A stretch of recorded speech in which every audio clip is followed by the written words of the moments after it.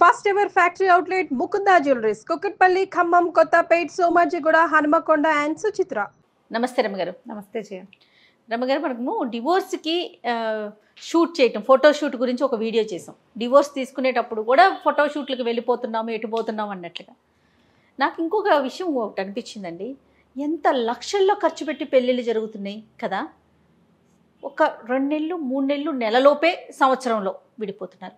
ఈ ఖర్చుల పరిస్థితి ఏంటి రమ్మగారు? ఎవరు భరించాలి? అది పెద్ద క్వశ్చన్ కదా, చాలా పెద్ద ప్రశ్న. తల్లిదండ్రులకు కదా రమ్మగారు ఇబ్బంది. ఇప్పుడు పిల్లల డివోర్సులు, పిల్లోడు విడిపోతాడు, పిల్లలు ఎంత బాధపడతారో, పేరెంట్స్ అంతా నలిగిపోతారు జయ. ఆర్థికంగా, సామాజికంగా చెప్పలేరు. ఎంత ప్రెషరో, ఎంత బాధపడతారో చెప్పలేని బాధ. నేను కూడా అదే అనుకుంటాను జయ. ప్రీ వెడ్డింగ్ షూట్ గురించి చేసాము. అవునవును. వాళ్ళు ఈ వెడ్డింగ్ షూట్, పెళ్లి కనుక ఆగిపోతే ఈ ఖర్చులు ఎవరు భరించాలి అని. ఇప్పుడు డివోర్స్ తీసుకుంటే ఖర్చులు ఎట్లా? డివోర్స్ తీసుకున్నారనుకో ఒక అమ్మాయి అబ్బాయి, ఆ అమ్మాయికి ఏమైనా ఆస్తులు కనుక ఇస్తే, కట్నం ఇస్తే కట్నం వెనక్కి ఇస్తారు కదా. మరి ఆస్తి స్వాస్తి ఏమైనా ఇస్తే అవి కూడా జనరల్గా ఆడపిల్లలకే ఇస్తారు. మగపిల్లాడికి అంటే అల్లుడి పేరు మీద రిజిస్ట్రేషన్లు అవి చేయట్లేదు కదా ఇప్పుడు, ఆస్తులు వెనక్కి ఇస్తారు. బంగారాలు కూడా ఏవో కొన్ని రాబట్టుకోగలిగిన పిల్లలు జాగ్రత్తగా తమ దగ్గరే ఉంచుకుంటూ తెచ్చుకుంటారు వెనక్కి. ఈ పెళ్ళికి కనీసం 10 లక్షల నుంచి మొదలుపెట్టి ఎన్ని లక్షలు అవుతుందో జయ. పువ్వులు, ఫ్లవర్ డెకరేషను, మాకు అది పనికి రాదు, మాకు ఇది పనికి రాదు, మాకు అదేదో కావాలి, మాకు ఇదేదో కావాలి. ఫోటోగ్రఫీకే 5 లక్షల నుంచి మినిమం 5 lakhs. సపరేట్గా ఒక గ్రూపే వర్క్ చేస్తుంది రమ్మగారు. వర్క్ చేస్తుంది. అక్కడి నుంచి event management, marriage event management ఇవన్నీ చేయిస్తారు. తీరా వీళ్ళిద్దరూ సమస్య లేకుండా డివోర్స్ అవుతున్నాయని మనం అనలేం. సమస్యలు ఖచ్చితంగా ఉంటాయి, కానీ సార్టబుల్ సమస్యలు. ఇద్దరు కూర్చుని, ఫ్యామిలీలు కూర్చుని సర్దుకోగలిగే సమస్యని ఓ డాక్టర్ ద్వారా సర్దుకోగలిగేదాన్ని కానీ, నలుగురు మాట్లాడి చేసుకోగలిగేదాన్ని కానీ సార్ట్అవుట్ చేసుకోవట్ల. తర్వాత ఈగోలకి పోయి, అలాగే ఇంట్లో పెద్దవాళ్లే అతిధోరణికి పోయి, కొన్ని కేసులు వింటాను జయ నేను. అంటే మన దగ్గరకు వచ్చిన కేసులని కాదు, జనరల్ చుట్టాల్లో అక్కడ వింటా. అమ్మాయి అబ్బాయి ఇద్దరు బాగానే ఉంటారు, వాళ్ళ అమ్మతోటో, వాళ్ళ చెల్లెలతోటో, వాళ్ళ నాన్నతోటో సమస్య. ఇంకొన్ని కేసుల్లో ఆడపిల్ల తల్లిదండ్రుల సమస్య. అమ్మాయే కావాలి అతనికి, వాళ్ళ అమ్మ నాన్న పనికిరారు, వాళ్ళ మొహం కూడా చూడనివ్వడు, తల్లిదండ్రుల మొహాలు కూడా చూడకూడదు, వాళ్ళ దగ్గరికి వెళ్ళకూడదు, వాళ్ళతో కలిసి ఉండకూడదు.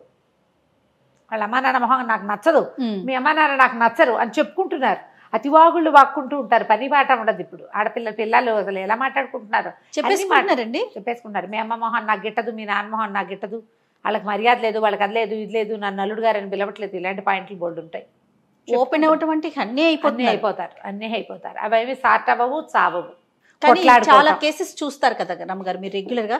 అన్నీ అంటే కొంచెం కూర్చొని మాట్లాడుకుంటే సార్ట్ అవుట్ చేసుకునే సమస్యలే గమనిస్తున్నారా? ఉంటాయి జయ. అవే ఇప్పుడు కొన్ని చిన్నతనం నుంచి ఒక బ్యాడ్ అట్మాస్ఫియర్లో పెరిగినటువంటి మగపిల్లలు, వాళ్ళ ప్రవర్తన సరిగ్గా ఉండదు, అన్నిటికీ కొడతారు, ప్రతిదానికి కొట్టేస్తారు. లేదా తాగుబోతనం, తిరిగిపోతనం. ఎంతమందో ఆడాళ్లతో స్నేహాలు, వైఫ్ని మనిషిగా కూడా పరిగణించరు. ఆమె డబ్బంతా లాగేసుకుంటారు. ఉద్యోగం చేస్తుంటే మొత్తం డబ్బంతా వాళ్ళే లాక్కుని 5-10 చేతిలో పెడతారు. ఈ వచ్చిన డబ్బునేమో ఎక్కడ తగలబెట్టేస్తారో పెళ్ళానికి చెప్పరు. అమ్మాయి జీతం తీసుకునేటప్పుడు అమ్మాయికి చెప్పాలని ఇంగితం పడరు. నీ డబ్బులు నువ్వేం చేస్తున్నావో చెప్పకపోగా ఆమె డబ్బు ఏం చేస్తున్నావో కూడా చెప్పడు. అదేమంటే చాలా తెలివిగా సేవ్ చేస్తే తెలివే. ఇంకోటి ఏముండదు, చాలా మంది అక్కడ ఇక్కడ పెట్టి డబ్బులు పోగొట్టేస్తారు చెయ్యి, అప్పుల పాలైపోతున్నారు. పైగా ఏంటంటే మన సమాజంలో ముందు నుంచి పురుషాధిక్య సమాజం మంది. అవునండి.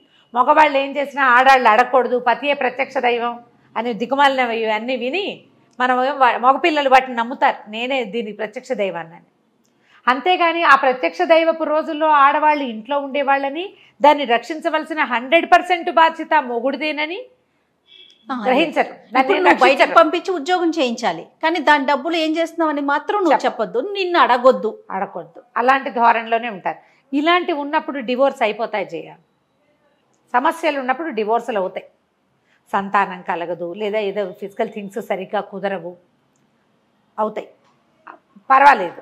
అలా కాకుండా వీళ్ళు ఆర్థికపరమైన వ్యవహారాల్లోనో లేకపోతే ఈగోలకు పోయో వేటుకో చిన్న చిన్న మాటలు, అబ్బాయి నా మాట వినలేదని, లేదా నేను అడిగింది చేయలేదని, గిఫ్ట్లు ఇవ్వలేదని, సరిగ్గా ఉండట్లేదని, ఇలాంటి వాటితోటి మొదలుపెట్టి గొడవ పెంచేసుకుని డివోర్స్ అయ్యే వాళ్ళు కూడా కనపడుతున్నారు. ఇప్పుడు పెళ్ళిళ్ళు అయిపోతాయి, ఆ అబ్బాయికి వేరే ఎవరో ఉంటారు, ఎందుకు పెళ్లి చేసుకుంటాడో తెలియదు. ఈ అమ్మాయిలు కూడా వీళ్ళకి వేరే ఎవరో ఉంటారు, పెళ్లి చేసుకుంటారు, పెళ్ళి అయ్యాక డివోర్స్. ఖర్చులు రమ్మగారు. ఇప్పుడు ఈ ఖర్చు చూడు, ఈ అమ్మా నాన్న వీళ్ళు ఎంత భోజనాలకు ఎంత ఖర్చు పెడతారో, డెకరేషన్కి ఎంత ఖర్చు పెడతారో, పిల్లల బట్టలకి పిలుపులకి. వేధవ శుభలేఖలు మొన్న వచ్చింది, 5 కార్డులు ఉన్నాయి దాంట్లో, ఇంత పుస్తకం లాగా ఉంది, కాశీ మజిలీ పుస్తకం అంత పుస్తకం అది. దానికి 800 1000 పెట్టినట్టున్నారు కార్డుకి. ఈ వేలన్నీ దండగే కదా జయ. మరి కలిసి ఉంటే సంతోషం, అసలు మాట్లాడుకునేదే లేదు. ఈ ఖర్చు అంతా కలిసి ఉండటానికి. ఇప్పుడు మన డాంబికానికో మన బడాయికో ప్రెస్టీజ్ ఇష్యూ ఇప్పుడు అయిపోయింది. తండ్రి ఏదో పెద్ద ఉద్యోగంలో ఉన్నాడమ్మా, పెద్ద వ్యాపారం, పెద్ద కుటుంబం, గ్రాండ్గా చేయాలి. వాళ్ళ కజిన్స్ గ్రాండ్గా, వాళ్ళు అలా చేసుకున్నారు, నాకు ఇలా కావాలంటుంది పిల్ల. ప్రెస్టీజ్ ఇష్యూ ఇప్పుడు అయిపోయింది. ఇవన్నీ కావాలనుకుంటారా? వాళ్ళలాగా కాకూడదు, నాకు ఇంకా అద్భుతమైంది కావాలి, అదేదో కావాలి, నగలు ఎలాగో కావాలి. ఇవన్నీ ఆలోచించినప్పుడు నేను ఇతరులలాగా కాకూడదు, నేను సరిగ్గా ఉండాలి అని మాత్రం అనుకోరు. ఆఫ్టర్ మ్యారేజ్ అది ఆలోచించలేకపోతారు.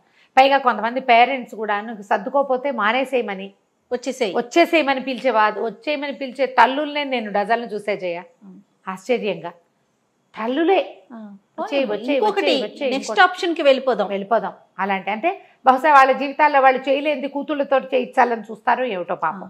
అలాగే అనిపిస్తుంది. ఇప్పుడు కాంటు పట్టే సిచ్యువేషన్ ఉంటుందండి, దాన్ని ఎవ్వరం కాదనం రమ్మగారు. అది కానీ సర్దుకునే విషయాలు ఉంటాయి, సార్ట్అవుట్ చేసుకునే అంశాలు ఉంటాయి, మాట్లాడుకోవట్లేదండి. దీని మీద అధరాపురపు మురళీకృష్ణ గారిని ఆయన ఒక కథ రాశారు చేయి.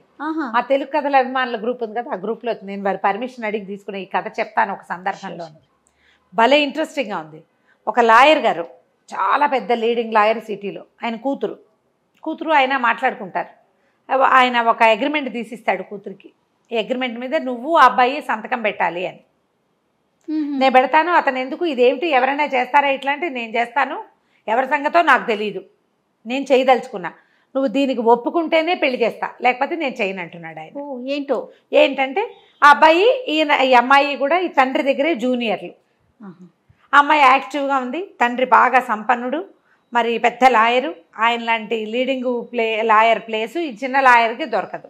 ఈ అబ్బాయికి కుర్రాడు ఏమనుకున్నాడంటే ఈ పిల్లని చేసుకుంటే పిల్లతో పాటు ఆస్తి వస్తుంది, మామగారి ప్రాక్టీస్ అంతా తనకి సొంతం అవుతుంది, పిల్ల చక్కగా యాక్టివ్గా అందంగా చురుగ్గా ఉంది, మంచి వాగ్ధోరణి ఉంది, పిల్ల కొంచెం గట్టిది, తండ్రి గట్టివాడే, పిల్ల గట్టిది. అతన్ని పిలిచింది. పిలిస్తే అమ్మో ఈయనేదో అడ్డం పెడుతున్నాడు, మళ్ళీ కష్టపడి ఒప్పించారు. పిల్ల ఏమందంటే మీరే పెళ్లి చేయాలి, ఎందుకు గ్రాండ్గా కావాలి పెళ్ళి అమ్మాయికి.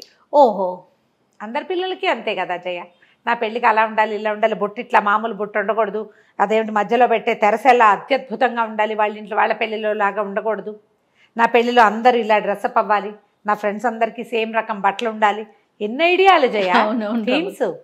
అయితే పిలిచిన తర్వాత అది చూశాక అతను ఆశ్చర్యపోయాడు. ఏంటంటే దాంట్లో ఏం రాసింది, రేపు మర్నాడు మీ ఇద్దరు డివోర్స్ తీసుకుంటే నా ఖర్చులు నాకు ఇచ్చేయాలి చెరసగం.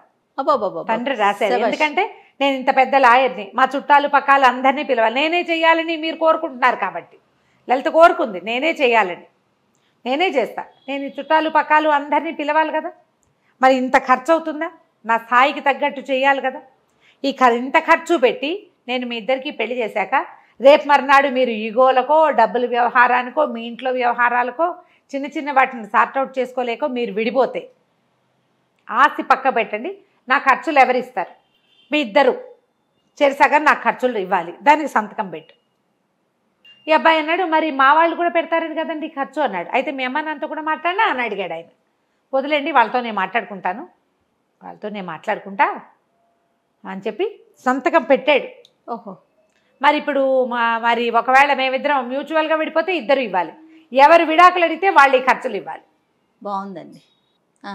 లలిత ఒకవేళ మ్యూచువల్గా ఇప్పుడు ఆస్తి అమ్మాయి ఒకతే ఏకైక పుత్రిక కదా, ఆస్తి ఎలాగో అమ్మాయికే వస్తుంది కాబట్టి అమ్మాయికి రాదు, డివోర్స్ తీసుకుంటే నేను ఆస్తి ఇవ్వను. చాలా బాగుంది, ఎంత బాగా ఇరికిచ్చారు చూడు ఆయన. తర్వాత నేను ఆయనతో మాట్లాడితే చెప్పారు, ఒకసారి ఆయన కూడా ఇదే లాయే చదివి ఉంటారు, నాకు అలా అర్థమైంది వారు మాట్లాడినప్పుడు. ఇది వరకు 6 నెలలు సమయం ఇచ్చేది కోర్టు, 6 months ఉండండి తర్వాత మ్యూచువల్ అండర్స్టాండింగ్ ఉంటుందేమో అని చూసేవారు. ఇప్పుడు అది కూడా లేదు. లేదంటారు ఈ డివోర్స్ లో ఆడపిల్ల మగ పిల్లాడు ఎంత నలుగుతారో దానికి 100 రెట్లు పేరెంట్స్ నలుగుతారు. అవునండి. వాళ్ళు సమాజంలో తలెత్తుకోలేకపోతారు. పిల్లల జీవితాలు ఇలా అయిపోయినాయి అని బాధ, ఆ బాధ తట్టుకోలేకపోతారు. ఆర్థిక సంబంధమైన అక్కడి నుంచి వాళ్ళ డబ్బు, వాళ్ళ ఎంత డబ్బు నలిగిపోతుందంటే ఒక పెళ్లి చూపుల దగ్గర మొదలైన ప్రాబ్లము, ఆ ఖర్చు, ఆ పిల్లలు పుట్టేదాకా మధ్యలో పిల్లలు కనుక ఉంటే ఇంకా ఆ పేరెంట్స్ తాలూకు హింస చిన్న హింస కాదు. కానీ ఎలా మాట్లాడుతున్నారంటే రమ్మగారు, పిల్లలు కూడా మీకు మేము భారమా, అలా మేము విడిపోతున్నాము, నాకు అక్కడ నేను ముందుకు వెళ్ళలేకపోతున్నా, నేను విడిపోతా, మీకు ఇష్టమైతేనే మీ దగ్గరికి వస్తా, చెప్పండి నేను బయటికి, నా దారి నేను చూసుకుంటాను, నా దారిని ఉన్నారు, అలా కూడా ఉంది, అలా కూడా కనిపిస్తుంది. మీరు కనుక నాతో నుంచోపోతే నా దారి నేను చూసుకుంటానంటారు. పిల్లల్ని వదులుకోలేక పేరెంట్స్ లొంగుతారండి. ఏమన్నా చేసుకుంటారేమో, ఎటు వెళ్ళిపోతారు, ఏమైపోతుంది, డబ్బు పోతే పోయింది, ఇవాళ కాకపోతే రేపు సంపాదించుకోవచ్చు, పిల్లలు కదా ముఖ్యం అనుకో. అందరూ సంపాదించుకోలేరు, అందరు సంపాదించుకోలేరు. వీళ్ళ తాలూకు అప్పటిదాకా ఉన్న సోషల్ లివింగ్ కుదేలైపోతుంది జయ. అవును. ఎంత మానసికమైన హింస అనుభవిస్తారంటే డివోర్స్కి ఖచ్చితంగా కొన్ని కారణాలు ఉండాలి. ఖర్చులకు కూడా తర్వాత పెళ్లి చేసుకునేటప్పుడు అమ్మాయి అబ్బాయి ఎందుకు ఆలోచించరు, పెళ్లి అయిన దగ్గర నుంచి నీకు నచ్చకపోతే డివోర్స్ ఇచ్చే, నీకు నచ్చకపోతే డివోర్స్ ఇచ్చే, డివోర్స్ ఇస్తావా, అలాంటి వాగుళ్ళు ఎందుకు వాగుతారు? డివోర్సే ఇవ్వదలుచుకుంటే పెళ్లి చేసుకుని తగలబెట్టం ఎందుకు? అసలు కలిసి ఉండలేకపోతున్నారు. ఎందుకు కలిసి పోనీ ఉండలేవు, పెళ్లి చేసుకోవడం మానే అంటే చేసుకుంటేనే కదా తెలిసింది, చేసుకోగానే స్టార్ట్. జయ 2వ రోజు నుంచి సర్దుకోలేని తనాలు వస్తున్నాయి తెలుసా. ఆడపిల్లలు అత్తారిళ్లలో ఇమడరు, అక్కడి నుంచి అత్తవారు పెళ్లి చేసుకుంటారా, ఎంతసేపు ఆ పిల్లని విమర్శించి కాల్చుకు గుచ్చి చంపి పడేస్తారు. దాంతో పాటుగా వీళ్ళు కూడా ఎంత ఎక్స్పెక్టేషన్స్ ఉంటాయో. 2 పిల్లల్ని కలిపేము, వీళ్ళిద్దరూ సమానంగా చదువుకున్న వాళ్ళు, వీళ్ళని సర్దుకోవడానికి కొంత సమయం ఇద్దామని వీళ్ళు కూడా అనుకోరు. ఆడపిల్లలు, ఆడబడుచులు, అత్తగారులు, అన్ని రకరకాల బావగారులు, తోడుకోడళ్ళు, ఇక్కడి నుంచి ఇక్కడ బావమరుదులు, అత్తామామలు, అటు ఇటు కూడా అసలు దేనికి సమయం ఇవ్వకుండా చివరికి సమాజాన్ని మన పూర్తిగా విడాకుల సమాజం వైపుకి తీసుకెళ్ళిపోతున్నారు. నాకు అది చదవగానే చెప్పాలనిపించింది జయ. చాలా మంచి సబ్జెక్ట్ అండి. ఇప్పుడు పలానా కుటుంబంలో పెళ్లి అని మనం, పిల్లలు ఉన్నారంటే పెళ్లి అని మనం ఎట్లా అనుకుంటున్నాము, పెళ్లి అంటే విడాకులు అనేది వచ్చేసిందండి. మనం వినే వాళ్ళకి కూడా చాలా లైట్ గా అనిపించేస్తుంది. ఇది వరకు సహజంగా విన్నాం, అయ్యో వాళ్ళిద్దరు విడిపోయారంట, డివోర్స్ తీసుకుంటున్నారంట, అది కూడా సంవత్సరాలు నడిచేది. ఈ కోర్టులు కూడా మనకి ఇలాంటి తీర్పులు ఇవ్వటం, ఇలా రావటం, దీంతో చాలా సహజమైనది. ఈ ఖర్చులు పెళ్లిళ్ళకి చెరిసగం పెట్టుకుంటే, అవునండి 50-50 ఒక రకంగా ఉండు. ఇప్పుడు సమాన పాయాలో ఉన్నారనుకో, ఇద్దరు ఇచ్చిపుచ్చుకునే వాళ్ళిద్దరు, కన్యాదాత వియ్యంకుడు కూడా సమాన పాయాలో ఉంటే చెరిసగం చేస్తారు. ఆడపిల్లల దగ్గర డబ్బులు ఎక్కువగా ఉన్నాయనుకుందాం, పెద్ద ఇళ్లలో ఆడపిల్లలు, సామాన్య కుటుంబీకులైన మగపిల్లలు, వాళ్ళ స్థాయిని బట్టి వాళ్ళు ఖర్చు పెట్టగలుగుతారు. సమానంగా ఎలా చేస్తారు, అదో సమస్య. మనం ఇట్లా విభిన్న స్థాయిలో ఉన్న వ్యక్తులు పెళ్లిళ్ళని చూస్తూనే ఉన్నాం మనం. గొప్పకి ఇన్ని ఐటమ్స్, 2000 మందిని పిలవడము, ఇంతంత తిండి ఖర్చులు, ప్లేటు 800 మినిమం ఇప్పుడు. అవునండి, 2000-3000 కూడా ఉన్నాయట. ఇక ఇవే అయితే సెలబ్రిటీ మ్యారేజెస్లో అయ్యే ఖర్చు చిన్న ఖర్చా? పువ్వుల దగ్గర నుంచి గెలలతో సహా అరటి చెట్లు బుక్ చేసేస్తున్నారు. పెళ్ళిళ్ళు ఫెయిల్ అవ్వడానికి అసలు ఎవరు కారణం అవుతున్నారు, ఎవరు అనేది శోధించాలి ప్రతి వాళ్ళు. ఈ పెళ్లి ఫెయిల్ అయిందంటే దీనికి కారణం ఎవరు, ఏమిటి, ఈ ఖర్చు ఎవరు భరించాలి, దీని మీద కూడా మంచి అవగాహన తెచ్చుకున్నాకే పిల్లల పెళ్లిళ్ళలోకి, పిల్లల డివోర్సుల్లోకి దిగాలేమో అనిపిస్తుంది. పిల్లలకి ముందుగానే ప్రీ మ్యారిటల్ కౌన్సిలింగ్ ఎలా చేస్తున్నారు అప్పుడే ఈ విషయాలన్నీ చెప్పాలి. అబ్బాయి అమ్మాయి ఇద్దరికి చెప్పాలి. మీ పెళ్లికి సంబంధించి ఇంత ఖర్చులు పెడుతున్నాం. పైగా పిల్లలు ఏమంటారు, పేరెంట్స్కి ఏమైనా ఉంటుంది, ఎండ్ ఆఫ్ ద డే పిల్లల కోసమే, వాళ్ళ కోసం కాకపోతే ఇంకెందుకు అనిపిస్తుంది. ఒకటి ఆడపిల్లలకి ఏమనిపిస్తుంది, పిల్లలకి ఏమనిపిస్తుంది, మా కోసం కాదా ఇది, మేము ఇంపార్టెంట్ కాదా, డబ్బేనా ఇంపార్టెంట్ అంట. డబ్బు ఇంపార్టెంట్ కాదని మీరు చెప్పండి చూద్దాం. మరి సాదా సీదాగా చేసుకోవచ్చు కదా, అలా చేయం కదా. అది వచ్చింది. నిజంగా ఆలోచించాల్సిన విషయం అండి ఇది మాత్రం. ఇప్పుడు ఆర్థికంగా ముందంజలో ఉన్న వారికి అసలు అవసరమే లేదు. ఎవరైతే కొంచెం మిడిల్ క్లాస్ లో ఉన్న వాళ్ళు కోసం సమాజం కోసం అని చెప్పి ఇంత పెద్ద ఖర్చులు పెట్టి రెండో రోజే విడిపోయి ఎవరిలో వాళ్ళు ఉంటా ఉంటే ఖచ్చితంగా ఆలోచించాలి. రైట్ రమ్మ గారు, నమస్తే. నమస్తే.